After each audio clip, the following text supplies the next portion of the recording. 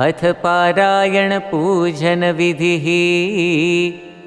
अब हम दोनों हाथ जोड़कर मंगलाचरण करते हैं। मंगलम वंदे श्री पुरुषोत्तमं च परमं धामाक्षरं ज्ञानदं वंदे प्रागजिभक्तमेव मनघं ब्रह्मस्वरूपं मुदा वंदे यज्ञपुरुषदासचरणं श्रीयोगिराजं तथा वंदे श्रीप्रमुखं महन्तगुणिनं मोक्षाय भक्त्या सदा। शांतिपाठः। सदा सर्वत्र सर्व प्रकार से शांति हो, उसके लिए दोनों हाथ जोड़कर अक्षर पुरुषोत्तम महाराज से प्रार्थना करते हैं। दिव्यां शांतिं परां शांतिं शांतिं हि शाश्वतीं ध्रुवां तनोतु सहजानन्दः सर्वत्र सर्वथा सदा। हरिः ओम। द्यौः शान्तिरन्तरिक्षगुं शान्तिः पृथिवी शान्तिरापः शान्तिरोषधयः शान्तिः वनस्पतयः शान्तिर्विश्वे देवाः शान्तिर्ब्रह्म शान्तिः सर्वगुं शान्तिः शान्तिरेव शान्तिः साम शान्तिरेधि। जतो यतः समीहसे ततो नो अभयं कुरु शन्नः कुरु प्रजाभ्यो भयन्नः पशुभ्यः विश्वानि देव सवितर्दुरिता निपरासुव झद्भद्रन्तन्न आसुव। ॐ शान्तिः शान्तिः शान्तिः। सुशान्तिर्भवतु सर्वारिष्टशान्तिर्भवतु। प्रधान संकल्पः। अब हम पारायण पूजन विधि का मुख्य संकल्प करने जा रहे हैं। आप सभी यजमान से निवेदन है, अपने दाएं हाथ में जल रखें। नमः परमात्मने श्री स्वामिनारायण परब्रह्म पुरुषोत्तमाय तत्सत्।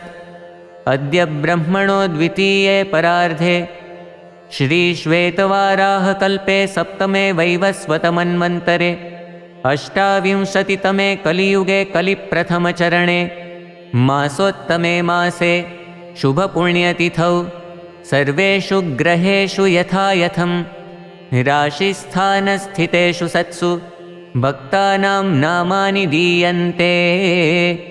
सांगं सपरिवारं तत्तन्नगरवास्तव्यानां तत्तन्नाम्नां भक्तानां। सभी यजमान हरिभक्तों से प्रार्थना, अपना अपना नाम बोलें। अत्र उपस्थितानाम् अनुपस्थितानां च सर्वेषां सत्संगिनां साधूनां पार्षदानां साधकानां समस्तगुणातीतमण्डलभक्तानां। अब मैं जिस प्रकार उच्चारण करूं, उसी प्रकार आप सब यजमान हरिभक्त भी उच्चारण करेंगे। धर्म अर्थ काम मोक्ष फल प्राप्ति अर्थम अक्षर पुरुषोत्तम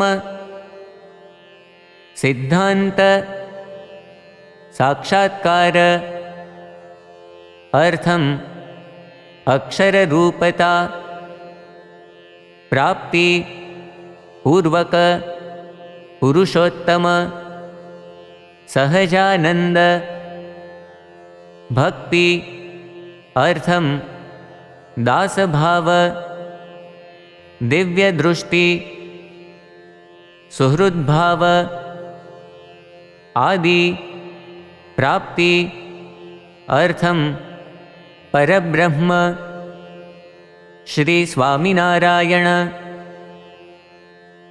गुरुहरि श्री प्रमुख स्वामी महाराज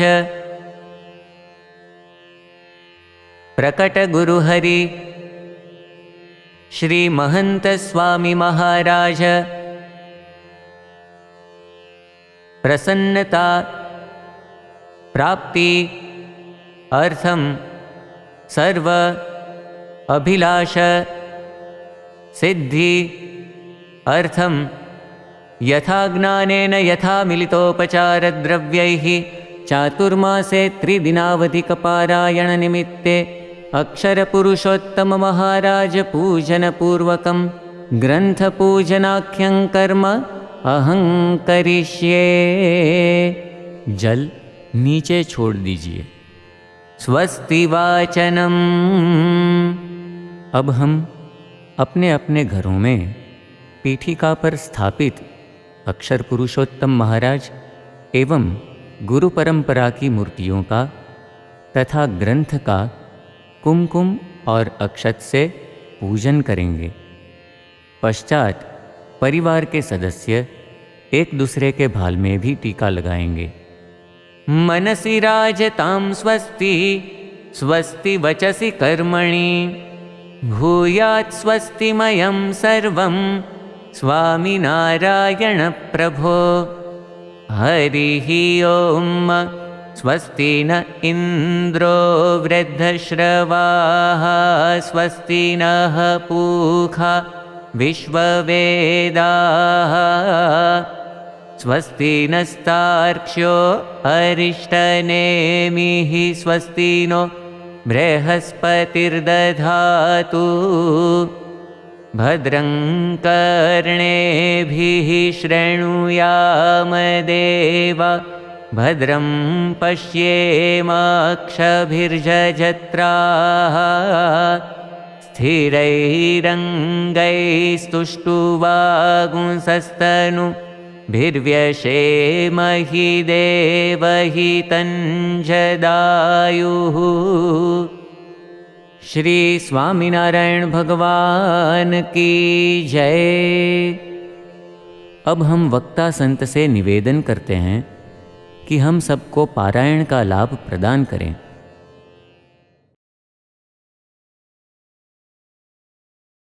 श्री स्वामीनारायण भगवान की जय।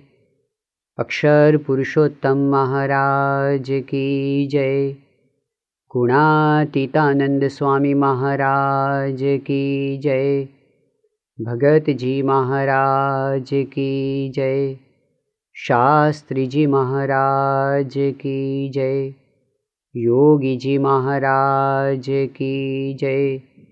प्रमुख स्वामी महाराज की जय। महंत स्वामी महाराज की जय। प्रमुख स्वामी महाराज शताब्दी महोत्सव की जय।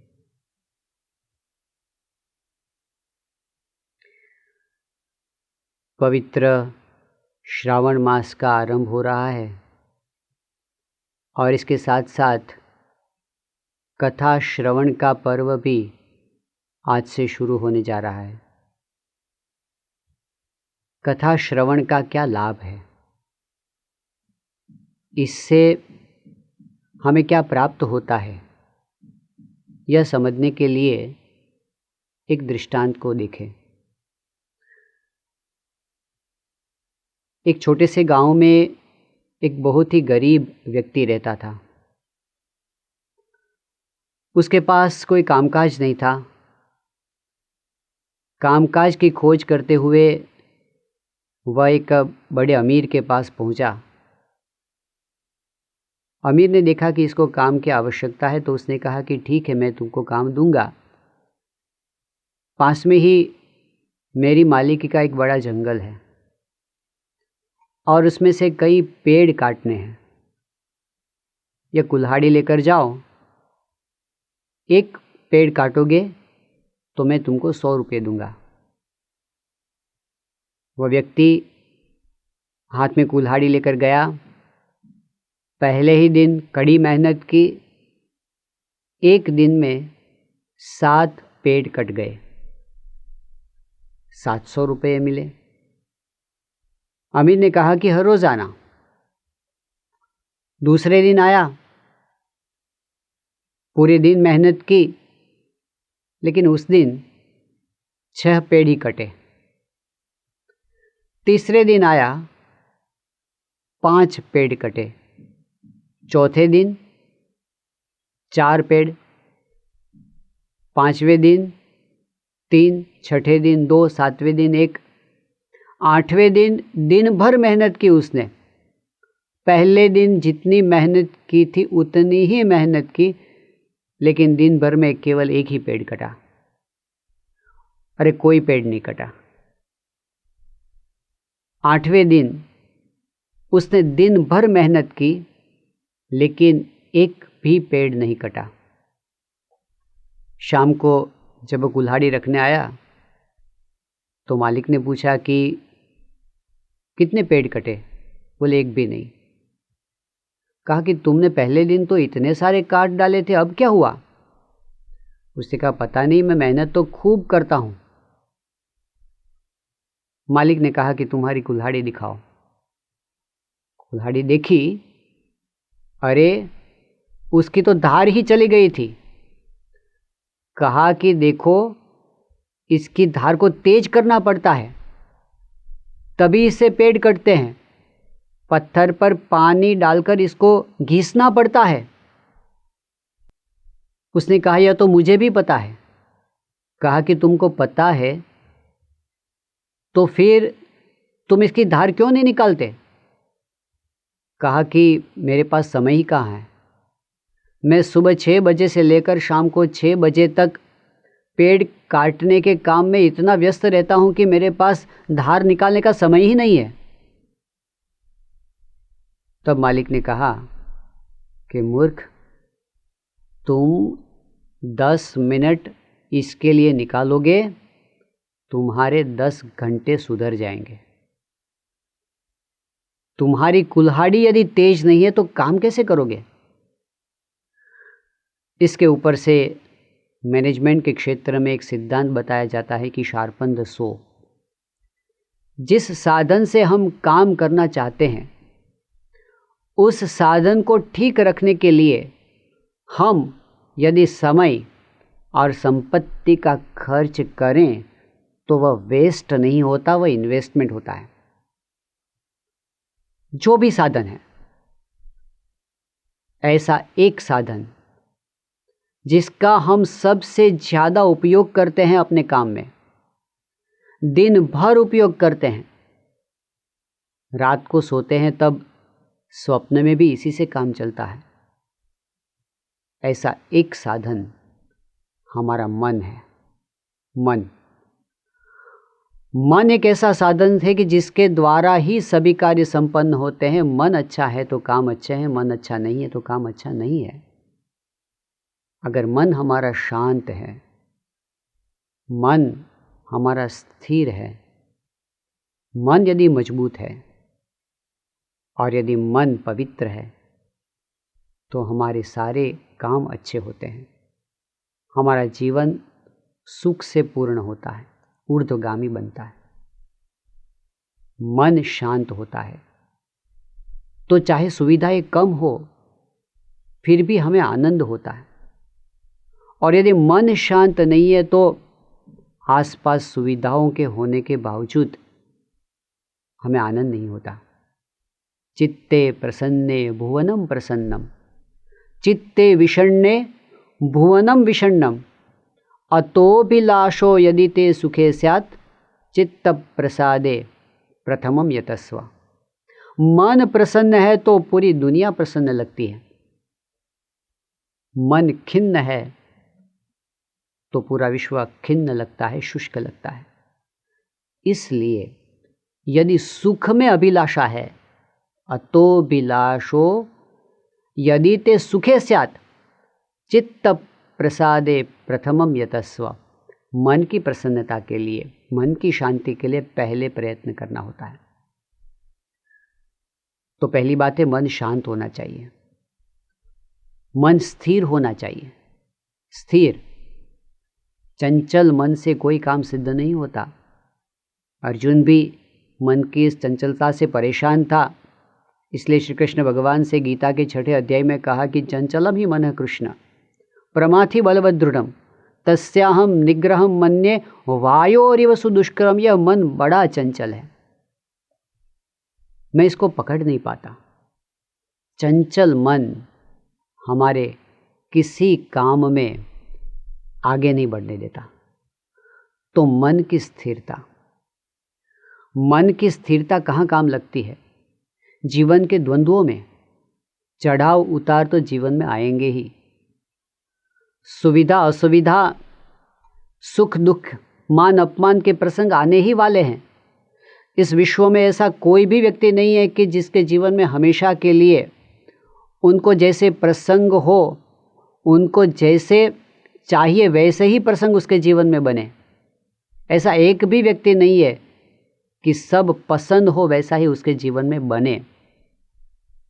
तो हमें तैयार रहना होता है कि यदि जीवन के द्वंद्वों में कोई ऐसी परिस्थिति आ जाए, कठिन परिस्थिति जो हमें पसंद ना हो, फिर भी उसके बीच में स्थिर जो रहता है वह जीवन की बाजी जीत जाता है। और जो साधारण सी बात में डिस्टर्ब हो जाता है, विचलित हो जाता है, वह जीवन के संग्राम में कभी विजय नहीं प्राप्त कर सकता। तो दूसरी बात है, मन स्थिर होना चाहिए। तीसरी बात है, मन मजबूत होना चाहिए। कई बार हम अनुभव करते हैं कि हम जानते हैं कि यह करना है और यह नहीं करना है, यह योग्य है, यह योग्य नहीं है, फिर भी जो करना है उसे कर नहीं पाते और नहीं करना उसको छोड़ नहीं पाते। कई व्यसनी लोग ऐसे हैं, जानते हैं कि व्यसन से कितना नुकसान होता है, व्यसन को छोड़ नहीं पाते। बहुत से लोग हैं जो चाहते हैं कि मैं सुबह जल्दी उठकर एक्सरसाइज करूं, योगासन करूं, प्राणायाम करूं, इसके बहुत सारे लाभ है, आवश्यकता है, जानते हैं, कर नहीं पाते। डाइटिंग करना चाहते हैं, कर नहीं पाते। मन शिथिल हो जाता है, आज तय किया कल बदल जाता है, कमज़ोर है मन। तो मन मजबूत यदि है तो वह हमें जीवन में ऊंची उड़ान के लिए मदद करता है, और अगर नहीं है तो हम एक कदम भी आगे नहीं बढ़ सकते। तो तीसरी बात है, मन मजबूत हो। और चौथी आवश्यकता है हमारी कि मन पवित्र हो। रावण का मन पवित्र नहीं था, तो सभी सुविधाओं और शक्तियों के बाद भी वह हार गया। मन पवित्र नहीं है तो व्यक्ति स्वयं तो दुखी होता है, परिवार को दुखी करता है, समाज को दुखी करता है, देश को दुखी करता है, और जितनी ऊंची है उसकी ताकत उतनी ज़्यादा नुकसानी होती है। तो चाहते हैं हम कि हम अपने जीवन में सुखी बने, संपन्न बने, हम अपने परिवार को सुखी बनाएं, हम प्रगति करें, देश को, दुनिया को आगे बढ़ाएं, लेकिन इस सब के लिए आवश्यकता है कि हमारा मन स्वस्थ हो। अब मन को स्वस्थ बनाने के लिए कौन सी दवाई है? यह बात स्वामीनारायण भगवान ने वचनामृत में बताई है।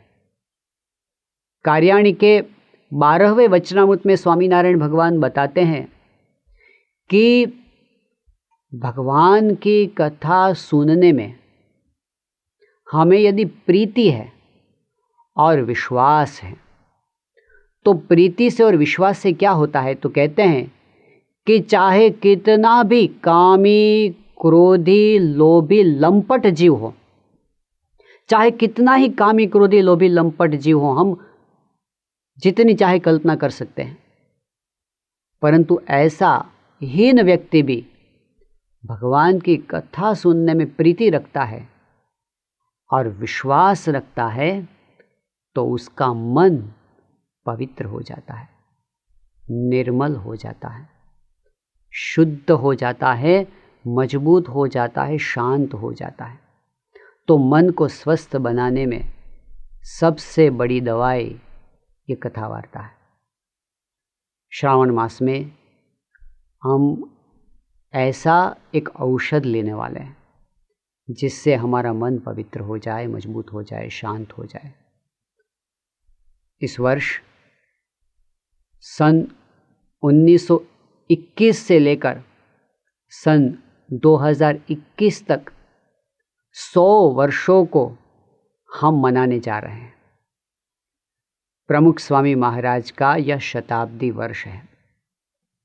इसलिए इस श्रावण मास के दौरान हम गुरुहरि प्रमुख स्वामी महाराज के चरित्रों, उनके दिव्य गुणों का आस्वादन करने जा रहे हैं। क्यों? इस पुरुष ने इस पृथ्वी पर जन्म लिया तो एक कितनी बड़ी घटना हमारे लिए बनी। यह जब हम याद करते हैं तब लगता है कि सच में उनके जितने गुणगान हम करें उतना कम है।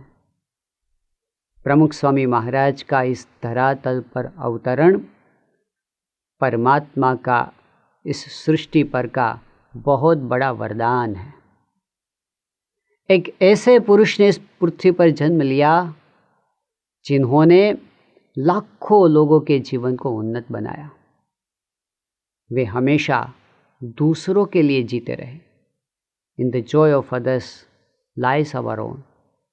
दूसरों की भलाई में हमारी भलाई, यह सूत्र प्रमुख स्वामी महाराज का केंद्रवर्ती सूत्र था। यह उनके जीवन से आया हुआ सूत्र था। ऐसे करुणा सागर संत प्रमुख स्वामी महाराज की जीवन गाथा एक करुणा की गाथा है। किस तरह से? तो चाहे कोई भी व्यक्ति उनके योग में आया हो, सबको वे देते रहे हैं। किसी ने ऐसा कहा है कि सबका लेना और किसी को न देना यह आसुरी वृत्ति है, दानव वृत्ति है। फिर कहते हैं पहले लेना और बाद में देना, यह सरकार की नीति होती है। पहले टैक्स लेते हैं, बाद में उसमें से देते हैं। पहले देना और बाद में ले लेना, यह व्यापारी की, बिजनेस की वृत्ति होती है। कभी कभार व्यापारी हमें उधार में भी देते हैं। पहले देते हैं, फिर वसूल करते हैं और सूद के साथ वसूल करते हैं। तो यह व्यापार की वृत्ति है। परंतु एक बार देना,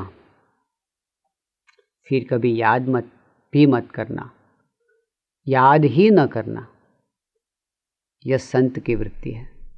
देना, देना और केवल देना। प्रमुख स्वामी महाराज के पूरे जीवन को हम देखें तो यही दिखता है। वे हमेशा देते रहे थे। वे देने के चांस ढूंढते थे। देने में उनको आनंद आता था और इसके लिए उनको कोई प्रयास नहीं करना पड़ता था। वह वृत्ति अंदर से, यह संत वृत्ति उनका जीवन था। लाखों भक्तों का यह अनुभव है कि स्वामी जी के पास हम जाते थे तब लेकर आते थे। एक प्रसंग है सन 1986 का। प्रमुख स्वामी जी महाराज प्रयाग तीर्थ, प्रयागराज, इलाहाबाद में पधारे थे। उस समय वहाँ पर स्वाध्याय परिवार के पूज्य पांडुरंग दादाजी ने एक अधिवेशन का आयोजन किया था और उनका भावपूर्ण निमंत्रण था प्रमुख स्वामी महाराज को कि वे इस अधिवेशन में पधारे। स्वामी जी वहाँ पर 2-3 दिन रुकने वाले थे। वहाँ एक धर्मशाला में उनका निवास रखा गया था। अब ये प्रयाग तीर्थ, वहाँ पर तो कोई हमारा मंदिर नहीं है, ऐसा कोई स्थानीय संस्था का, और यात्रा में वहाँ जाना, वापस लौटना, रुकना, उन दिनों के लिए भोजन की व्यवस्था के लिए साथ में कुछ नाश्ता लिया था। ऐसा नाश्ता जो 5-7 दिन तक चले। साथ में भगवान की मूर्ति थी हरिकृष्ण महाराज की, उनको थाल रोज होता था।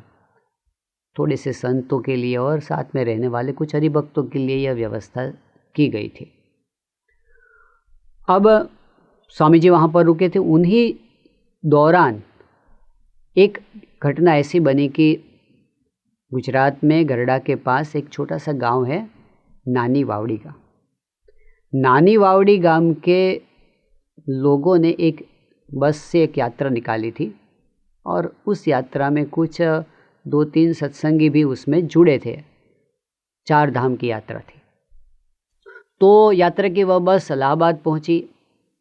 वहाँ पर जब हमारे हरिभक्त उतरे, उनको पता चला कि प्रमुख स्वामी जी महाराज यहाँ पर विराजमान हैं। तो ढूंढते ढूंढते स्वामी जी के निवास पर पहुँच गए। वहाँ पर स्वामी जी ने हरिभक्तों को देखा, पापा प्रसन्न हुए। हरिभक्तों को भी बड़ा आनंद हुआ। प्रमुख स्वामी महाराज ने पूछा कि आप कैसे यहाँ आए? कहा कि हम यात्रा में निकले हैं। स्वामी जी ने पूछा यात्रा कैसी चल रही है?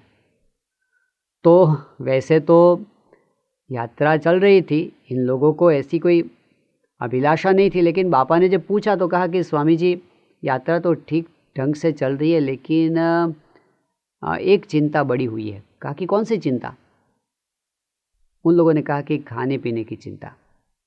कहा कि हमारी बस की यात्रा जिसने निकाली वह कॉन्ट्रैक्टर पहले तो कहता था कि मैं रसोई बनाकर आप सबको भोजन की व्यवस्था करवाऊंगा, परंतु बाद में उसने बात बदल दी।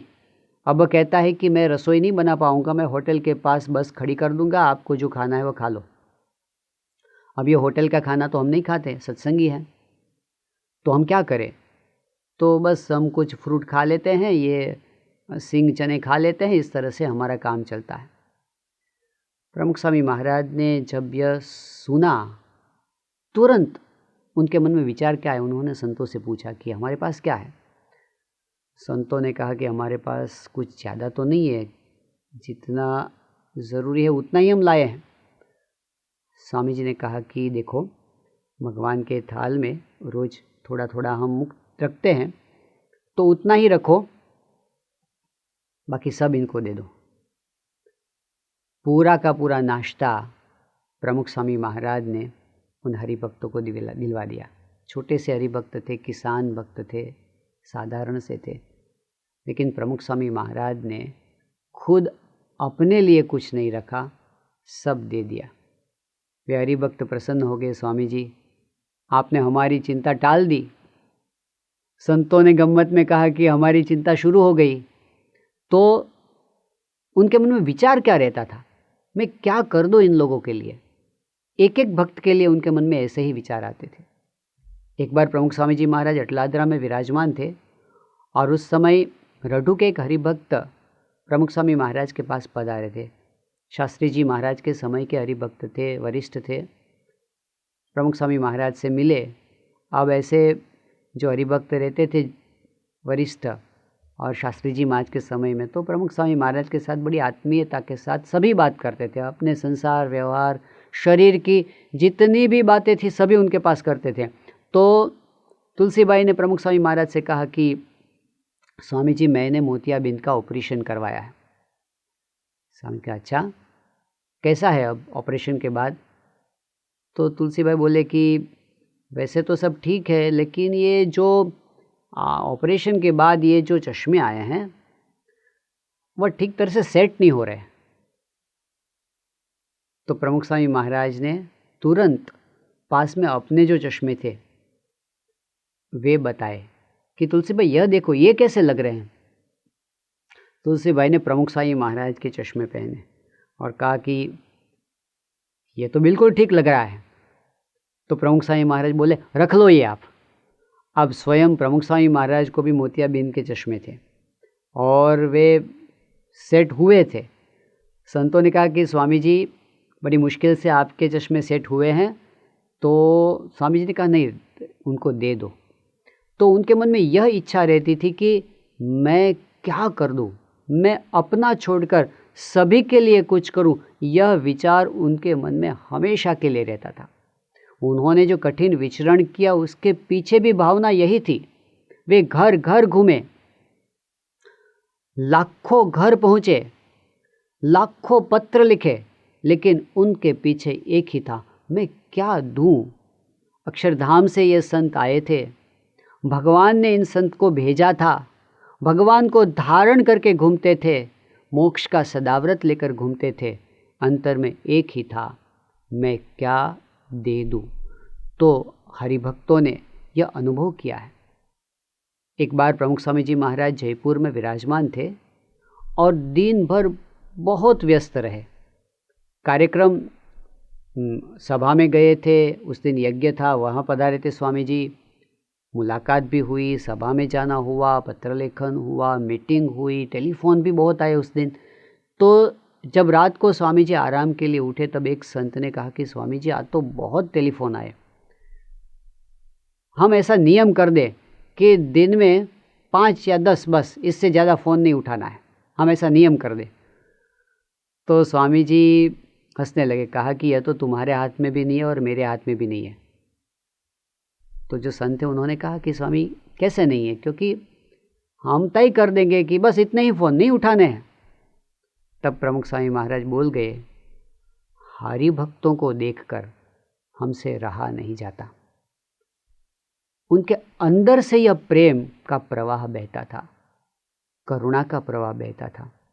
वह सदा के लिए दूसरों को कुछ देने के लिए तत्पर रहते थे।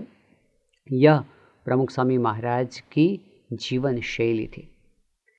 यह तो हुई सत्संगी की बात, परंतु चाहे सत्संगी ना भी हो, स्वामीनारायण भगवान का भक्त ना भी हो, चाहे कोई भी व्यक्ति हो, लेकिन उनके मन में हमेशा इच्छा रहती थी कि कोई दुखी ना रहे। जब समाज पर कोई आपत्ति आ पड़ती थी तब प्रमुख स्वामी महाराज दिन रात उसकी चिंता में पड़ जाते थे।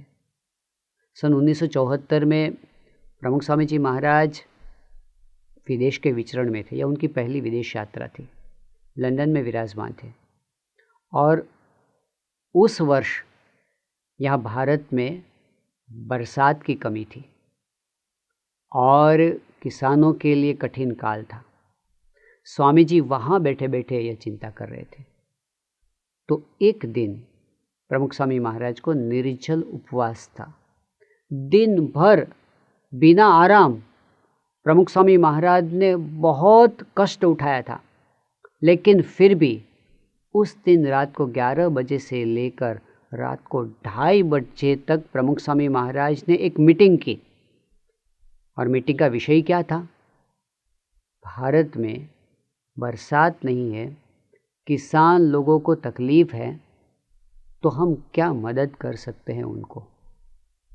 शायद एक भी किसान को इस बात का पता नहीं होगा कि हमारे लिए ये मदद करने वाले संत प्रमुख स्वामी जी महाराज लंदन में रात को 2:30 बजे तक हमारे लिए जागे हैं। उनको पता नहीं था। एक दिन तो ऐसे ही मीटिंग में प्रमुख स्वामी महाराज सुबह 4 बजे तक जागे थे। तो यह उनके मन में हमेशा विचार रहता था कि मैं लोगों का कष्ट कैसे निवारण करूं। भुज में जब भूचाल आया सन 2001 में, उस समय प्रमुख स्वामी जी महाराज तो बड़ोदरा में थे, लेकिन वहाँ बैठे बैठे स्वामी जी चिंता करने लगे। कोई कम्युनिकेशन नहीं हो रहा था, तो स्वामी जी ने एक युवक जो कि एयरफोर्स में था उस समय, उसे भेजा कि तुम वहाँ स्वयं देख कर आओ कि क्या परिस्थिति है। वैसे वहाँ पर हमारा छोटा सा मंदिर था और उसमें थोड़े संत रहते थे। उन्होंने तुरंत ही भोजन की व्यवस्था तो शुरू कर दी थी वहाँ भुज में जो असरग्रस्त थे उन लोगों के लिए। लेकिन स्वामी जी ने उस दिन से लेकर लगातार महीनों तक सेवा का प्रवाह बहाया। 150 जितने संत और सैकड़ों हरिभक्त स्वयंसेवक स्वामी जी ने सेवा में जोड़ दिए थे और ये महीनों तक सेवा चली। उस समय के दौरान स्वामी जी भोजन की चिंता करते थे। भोजन में गर्म भोजन मिलना चाहिए ऐसी चिंता करते थे, इसकी व्यवस्था करवाते थे। भोजन में जो अनाज उपयोग में आता है वह साफ करने के बाद भेजना वहाँ, इसकी चिंता वे करते थे। वहाँ जब फूड पैकेट जाते थे तो उसमें कुछ नमकीन होना चाहिए जिससे कि वे लोग खा सके, ऐसी चिंता स्वामी जी करते थे। वहाँ पर जो लोग जिसका घर चला गया था उनके लिए टेम्पररी और उसके बाद परमानेंट पुनर्वसन की व्यवस्था, इसकी चिंता स्वामी जी कर रहे थे। और स्वामी जी ने सैकड़ों घर वहाँ पर बनाए, गांव बनाए, स्कूल्स बनाए, यह सब बनाए। वे चिंता करते थे कि ये लोग घर से बाहर निकल गए, कुछ नहीं बचा, पैर में क्या पहनते होंगे, तो उनके जूते की चिंता करते थे। 10-15 दिन बीत गए तो स्वामी जी उनके नाखून काटने के लिए नेल कटर की चिंता करते थे। ऐसी ऐसी चिंता। एक संत जिन्होंने संसार को छोड़ दिया है, जो विरक्त है इन सब से, लेकिन विरक्त रहकर संसार की चिंता करना, संत परम हितकारी। भगवत गीता में संत के लिए कहा गया है कि ऋषय क्षीण कल्मषाः। ऐसे जो ऋषि पुरुष होते हैं उनको संसार में आसक्ति नहीं होती, लेकिन फिर भी वे कैसे होते हैं? सर्वभूत हिते रताः। सर्वभूत हिते रताः। दिन रात वे रत रहते थे, कैसे मैं लोगों का भला करूं। तो मनुष्यों की चिंता, पशु पंखी की चिंता। प्रमुख स्वामी महाराज ने सन 1987 में अकाल पड़ा था, तब पशुओं की कितनी चिंता की, इसकी एक पूरी गाथा है। उनके लिए कैटल कैंप बनवाए। सन 2000 में फिर से ऐसा अकाल पड़ा, स्वामी जी ने उस समय भी कैटल कैंप की व्यवस्था करवाई। जब कैटल कैंप की बात प्रमुख स्वामी महाराज ने व्यवस्थापकों के सामने की, तब कुछ आयोजकों ने कहा कि स्वामी जी, इसमें हमने अनुभव कर लिया है 87 में, और इसमें बहुत ही माथापच्ची होती है, और हम चाहे तो घास दे दे, लेकिन ये कैटल कैंप की बात मत करना। तब प्रमुख स्वामी महाराज ने कहा था कि हमें कैटल कैंप करने हैं। स्वामी जी ने कहा कि पशुओं को हमें बचाना है। ये पशु हैं तो किसान हैं, तो और ये गूंगे पशु किसके पास जाएंगे? हमें उनकी सेवा करनी है। उस वर्ष ठंड बहुत पड़ी थी, तो प्रमुख स्वामी महाराज दूर बैठे बैठे पशुओं के लिए ठंड की चिंता कर रहे थे और उनके लिए गुदड़िया बनवाई थी। तो पशुओं की चिंता वह उनके मन में रहती थी। उनके लिए वे क्या कर दूं, ऐसा विचार करते थे। एक बार तो ऐसा हुआ, प्रमुख स्वामी महाराज सन 1991 में अमेरिका में थे और कल्चरल फेस्टिवल ऑफ इंडिया, एक बहुत बड़ा उत्सव महीने भर का वहाँ पर हुआ था। हजारों लोग वहाँ पर हर रोज़ आते थे और ये उत्सव से प्रभावित होते थे। हर रोज़ सैकड़ों महानुभाव मिलने के लिए आते थे प्रमुख स्वामी महाराज से। उन दिनों में ऐसा हुआ कि एक कार्यक्रम ऐसा था कि वहाँ से प्रमुख स्वामी महाराज और सभी महानुभावों की उपस्थिति में शांति के प्रतीक रूप में कबूतर उड़ाने थे। तो सफ़ेद कबूतर शांति के प्रतीक के रूप में वहाँ उड़ाए गए। उड़े कबूतर, जहाँ जाना था वहाँ गया, लेकिन एक कबूतर कुछ बीमार था, वह कैंपस में ही रह गया। प्रमुख स्वामी महाराज को इस बात का पता चला, तो प्रमुख स्वामी महाराज ने एक युवक को यह सेवा सौंपी कि ये जो बीमार हुआ है कबूतर, उसके लिए डॉक्टर की व्यवस्था करवाओ, उसकी दवाई की व्यवस्था करवाओ। इतना ही नहीं, इतनी व्यस्तता के बीच में प्रमुख स्वामी महाराज जब जब उस युवक से मिलते थे, हर रोज़ कबूतर के समाचार, उसके स्वास्थ्य का समाचार पूछते थे। छोटा सा पंछी, वह जानता नहीं था कि इतने महान धर्मगुरु मेरे लिए चिंता कर रहे थे, लेकिन स्वामी जी के हृदय में यह सहजता थी, करुणा उनका स्वभाव था। हरिभक्तों के लिए, कोई त्राहित व्यक्ति के लिए, कोई पशु पंखी के लिए तो सही, लेकिन प्रमुख स्वामी महाराज का हृदय ऐसा था कि वे अपने विरोधियों के लिए भी करुणा करते थे। उनके जीवन में ऐसे प्रसंग बहुत बने। उनको कुछ लोगों की ओर से सहन करना पड़ा, जानबूझकर, अनजाने में, लेकिन कुछ लोग ने जीवन भर उनका द्रोह किया करते रहे। उनके लिए न बोलने की बातें बोलते रहे, मिथ्या आक्षेप करते रहे, उनके कार्य में बाधा डालते रहे। स्वामी जी सब कुछ जानते थे, लेकिन उनकी रीति क्या थी? वे अजात शत्रु पुरुष थे। किसी का बुरा हो ऐसा वे सोच तक नहीं सकते थे।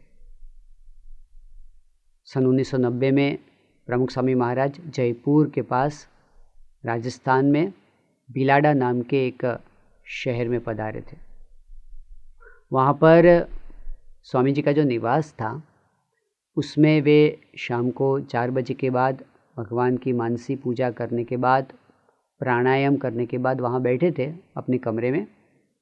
एक हेतल देसाई नाम का एक युवक वहीं पर था। उसने कहा प्रमुख स्वामी महाराज से कि स्वामी जी, इस कमरे में इस समय भगवान हरिकृष्ण महाराज स्वयं ठाकुर जी विराजमान हैं, आप हैं और मैं हूँ और कोई नहीं है, एकांत है। इस समय मैं जो कुछ संकल्प करूं वह सिद्ध होंगे या नहीं होंगे? प्रमुख स्वामी महाराज ने कहा कि पहले बोलो कि तुम क्या संकल्प करना चाहते हो। उसने कहा कि नहीं स्वामी जी, आप मुझे यह बताइए कि भगवान है, आप हैं, मैं हूँ, मेरे संकल्प सिद्ध होंगे या नहीं? तब स्वामी जी बोले कि साक्षात भगवान और संत की उपस्थिति में हम जो शुभ संकल्प करते हैं वे सिद्ध होते हैं। तो उस युवक ने कहा कि मैं संकल्प करता हूँ कि जिन जिन लोगों ने आपका द्रोह किया है उनका सत्यानाश निकल जाए। जब वो यह बोला, प्रमुख स्वामी महाराज सुनते ही गंभीर हो गए। पास में बोला, यहाँ आओ। कहा कि भगवान के चरणारविंद का स्पर्श करो और संकल्प करो कि जीवन भर कभी दोबारा ऐसा संकल्प नहीं करूँगा। स्वामी जी की यह रीति थी। उन्होंने अपने पूरे जीवन में एक भी क्रिया ऐसी नहीं की जिससे किसी को नुकसान हो, किसी को दुख हो। एक भी वचन ऐसा नहीं बोले थे जिससे किसी का बुरा हो, और एक संकल्प तक उन्होंने नहीं किया था जिससे किसी का अहित हो। इतना ही नहीं, इससे आगे की बात है। अहित की बात तो नहीं, लेकिन उनका हित हो ऐसा संकल्प करते थे, ऐसी वाणी बोलते थे, ऐसे प्रयास करते थे। और प्रयास कहाँ तक? जिन लोगों ने उनको मार डालने का प्रयास किया हो, ऐसे लोगों को प्रमुख स्वामी महाराज ने 30-30, 40-40 वर्षों तक निभाया है। और उस तरह से निभाया है किसी को पता तक न चले कि इन लोगों ने क्या किया है। वह सब छिपा कर रखा है, ढांक कर रखा है, किसी की कमज़ोर बात बाहर ना आए, इसका ख्याल रखा है। तो उन्होंने कितनी करुणा की। कुछ बार तो ऐसा भी हुआ है कि उन्होंने उनका विरोध करने वाले की रक्षा की हो, परोक्ष रूप से किसी के द्वारा मदद की हो, और उसके बाद उन्होंने यह बात की जानकारी भी न दी हो कि मैंने तुम्हारे लिए क्या किया है। कुछ घटनाएं तो ऐसी भी है, सामने वाले ने कभी नहीं जानी और कभी जानेंगे तक नहीं कि स्वामी जी ने उनके लिए क्या किया है। वे कुछ बताते नहीं थे, सिर्फ हित करते ही रहते थे, करते ही रहते थे। यह स्वामी जी का जीवन था। उनकी करुणा यह थी कि वे इस पृथ्वी पर आए थे जीवन परिवर्तन करने के लिए, आत्मा रूप करने के लिए, ब्रह्म रूप करने के लिए। उनके योग में आने वाले का जीवन उन्होंने बदल दिया, व्यसनों की चुंगाल से मुक्त किया। स्वामी जी के सानिध्य में अठंग व्यसनी भी अपने व्यसनों से छूट जाते थे। यह उनकी करुणा थी। प्रमुख स्वामी महाराज ने जीवन परिवर्तन कहाँ तक किया? केवल व्यसनों से नहीं, स्वभाव से मुक्ति दिलवाई, अहंकार से मुक्ति दिलवाई। स्वयं डॉक्टर अब्दुल कलाम साहब बोले कि प्रमुख स्वामी महाराज ने मुझे जो दिया है उसे मैं किन शब्दों में अभिव्यक्त करूं?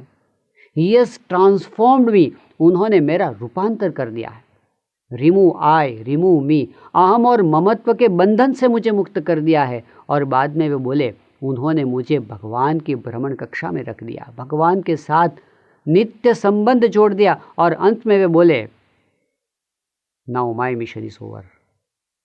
मेरे सभी काम पूर्ण हो गए, मुझे कुछ पाना बाकी नहीं रहा। गुरु क्या देते हैं, ऐसे महान संत क्या देते हैं, उनकी करुणा क्या होती है, वह हमारे जीवन को सार्थक बना देते हैं। जन्मों जन्म से जो नहीं सिद्ध हुआ वह इसी जन्म में सिद्ध करा देते हैं, पूर्ण काम बना देते हैं। तो करुणा के अवतार थे प्रमुख स्वामी जी महाराज। इसी करुणा से वे बोले थे, I will always be with you, मैं आपके साथ हमेशा रहूँगा।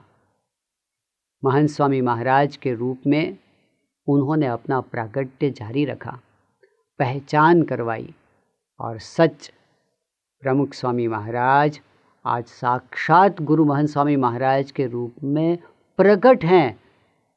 ऐसा अनुभव लाखों के हृदय में इतने कम समय में हो गया। वही शांति, वही करुणा, वही कल्याण भावना आज महंत स्वामी महाराज की आँखों से, उनकी वाणी से, उनकी क्रियाओं से, उनके सानिध्य में हमें अनुभव में आती है। तो ऐसे गुरुहरि प्रमुख स्वामी महाराज की गाथा का श्रवण हम करेंगे श्रावण मास के दौरान। इससे हमें क्या लाभ होगा? पहला लाभ तो यह होगा, हमें शांति मिलेगी। भगवान और संत के चरित्रों से शांति मिलती है, जो किसी और चीज़ में नहीं मिलती। ऐसी शांति उनके चरित्रों से होती है।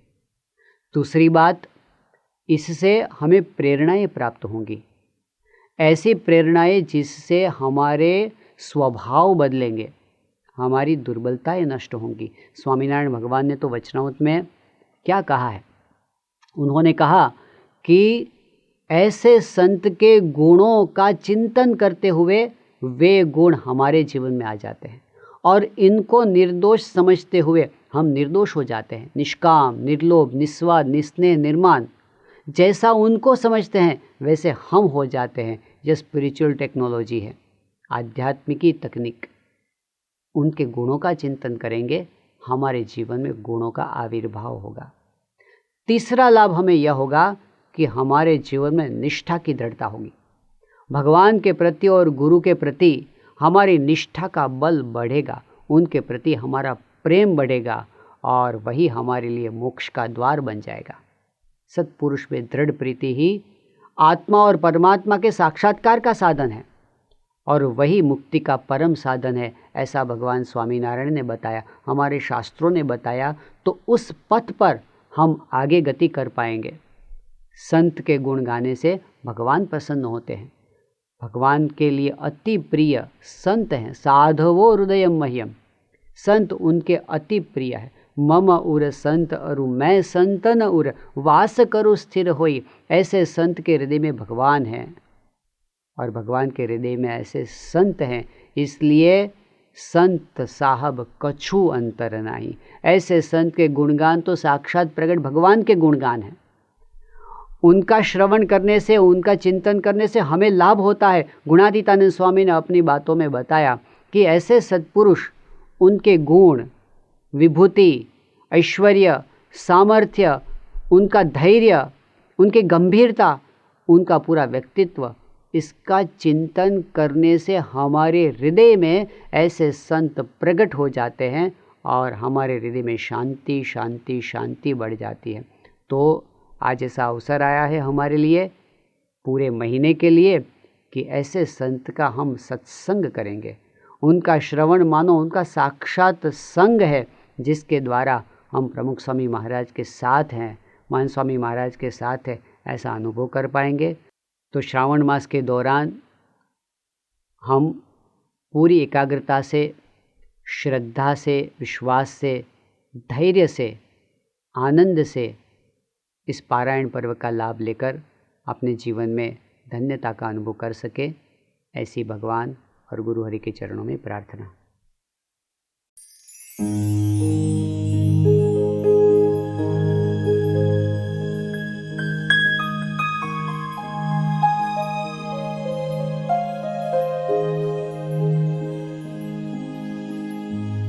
ये है हीरा भरवाड़। अहमदाबाद जिले में सारंगपुर गांव का ये गोपालक स्वभाव से एकदम भोला, संपत्ति से नितांत गरीब और वाणी व्यवहार से बिल्कुल ग्रामीण था। फिर भी 50 वर्षों से भी अधिक समय से प्रमुख स्वामी महाराज ने उससे अपना नाता बरकरार रखा था। प्रमुख स्वामी महाराज जब भी सारंगपुर आकर इस हीरा से मिलते, तब वातावरण में कृष्ण सुदामा के मिलन की सुर्खी छा जाती। एक बार हीरा पर हुई मोती बिंदु की शस्त्रक्रिया के तुरंत बाद जब स्वामी श्री उसे मिले तो बड़े ही प्रेम से पूछा, हीरा, तुम्हारी आंखें ठीक तो है ना? इतना कहते कहते तो स्वामी श्री अपने आप को रोक नहीं पाए और अपने ही हाथों से हीरा के ऐनक उतारकर अपना वरद हस्त उसके नेत्रों पर पसारने लगे। इस अमृत वर्षा से हीरा का रोम रोम पसीज गया। इस दृश्य को देखने वालों की आंखों में हर्षाश्रु उमड़ पड़े। कृष्ण ने गरीब सुदामा का मोल इसी ही तरह तो बढ़ाया था। स्वामी श्री का यही तो कार्य था, अपने संग में आए हुए को महान बना देना। संत परम हितकारी, प्रमुख स्वामी संत परम सुखकारी। प्रमुख स्वामी सुखकारी, जय हो।